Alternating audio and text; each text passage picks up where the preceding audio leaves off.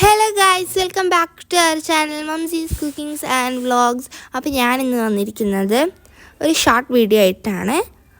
ഞാൻ കുറച്ച് ഈദ് വിശേഷങ്ങളും പിന്നെ അതിൻ്റേതായ കുറച്ച് ഷോപ്പിങ്ങും കാര്യങ്ങളൊക്കെ ആയിട്ടാണ് ഞാനിന്ന് വന്നിരിക്കുന്നത്.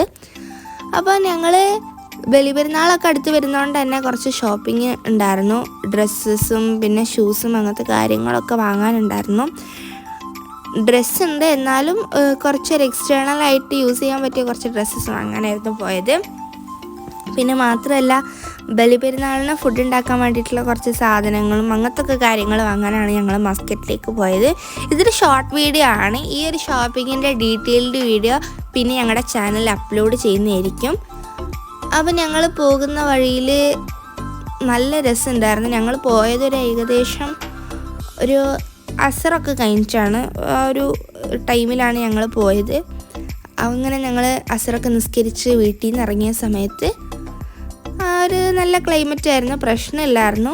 അങ്ങനെ ഞങ്ങൾ ഉമ്മാമാനെയും കൊണ്ട് മസ്കറ്റിലോട്ടേക്ക് പോയി. ഇതിൻ്റെ ഒരു ഡീറ്റെയിൽഡ് വീഡിയോ വരുന്നതായിരിക്കും. അപ്പോൾ ഞങ്ങൾ അറഫാ ദിനത്തിൽ തന്നെ മൈലാഞ്ചിയൊക്കെ ഇട്ടു. പിന്നെ ഇതാ ഈ ഇഞ്ചിയും മുളകൊക്കെ ചതക്കാൻ വേണ്ടി ഉപയോഗിക്കുകയാണ്. ഇതൊക്കെ നേരത്തെ തന്നെ വെച്ചാൽ പെരുന്നാളിൻ്റെ അന്ന് ഭയങ്കര സിമ്പിളായിട്ട് നമുക്ക് ബിരിയാണി ഒക്കെ ഉണ്ടാക്കാൻ പറ്റും. അതുകൊണ്ട് തന്നെ ഉമ്മ ഇത് നേരത്തെ ചതച്ച് വെക്കാറാണ് പതിവ്. പിന്നെ കുറച്ച് നമുക്ക് അറഫാ നോമ്പിൻ്റെ അന്ന് ഇങ്ങനെ കൂട്ടാനുള്ള കടികളൊക്കെ നേരത്തെ തന്നെ ഫ്രീസാക്കി വെച്ചിട്ടുണ്ടായിരുന്നു.